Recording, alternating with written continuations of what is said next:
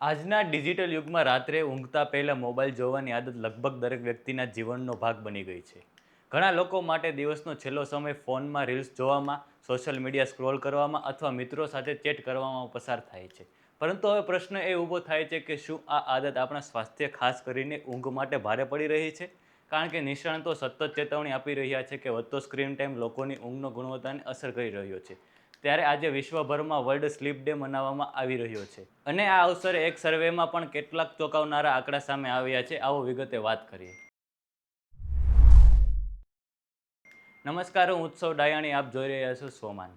એક સમય એવો હતો જ્યારે લોકોના જીવન મોબાઈલ કે સોશિયલ મીડિયા વગર પણ સંતુલિત અને વ્યસ્ત રહેતું હતું. આપણા બાપદાદાના સમયમાં લોકો પરિવાર સાથે સમય પસાર કરતા હતા, પાડોશીઓ સાથે વાતો કરતા હતા અથવા બહાર ખુલ્લી હવામાં ફરવા નીકળતા. તે સમયમાં મોડી રાત સુધી ફોન જોવાની આદત નહોતી, એટલે લોકો વહેલા સૂઈ જતા અને વહેલા ઉઠતા. ખાસ કરીને ગામડાઓમાં લોકો વહેલી સવારે કામકાજ માટે નીકળી જતા, તેથી તેમની પૂરતી ઊંઘ મળતી અને તેમની જીવનશૈલી પણ વધુ સ્વસ્થ ગણાતી. પરંતુ આજના ડિજિટલ યુગમાં સ્થિતિ ઘણી બદલાઈ ગઈ છે. સોશિયલ મીડિયા, ઓનલાઈન વિડીયો અને વધતા સ્ક્રીન ટાઈમના કારણે ઘણા લોકો મોડી રાત સુધી જાગતા રહે છે. ખાસ કરીને યુવાનોમાં આ પ્રવૃત્તિ વધુ જોવા મળે છે.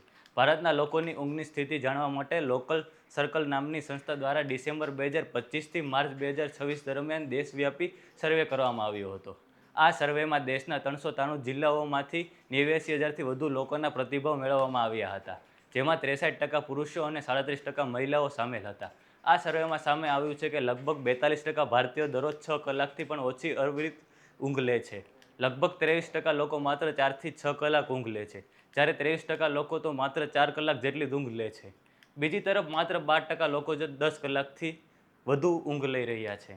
નિષ્ણાતોનું કહેવું છે કે સૂતા પહેલાં મોબાઈલ અને અન્ય સ્ક્રીનોનો વધારે ઉપયોગ કરવાથી સ્ક્રીનમાંથી નીકળતું બ્લુ લાઇન મગજને સક્રિય રાખે છે, જેના કારણે શરીરને ઊંઘ માટે તૈયાર થવામાં સમય લાગે છે. પરિણામે લોકોને તરત ઊંઘ આવતી નથી અને ઊંઘની ગુણવત્તા પણ ઘટે છે.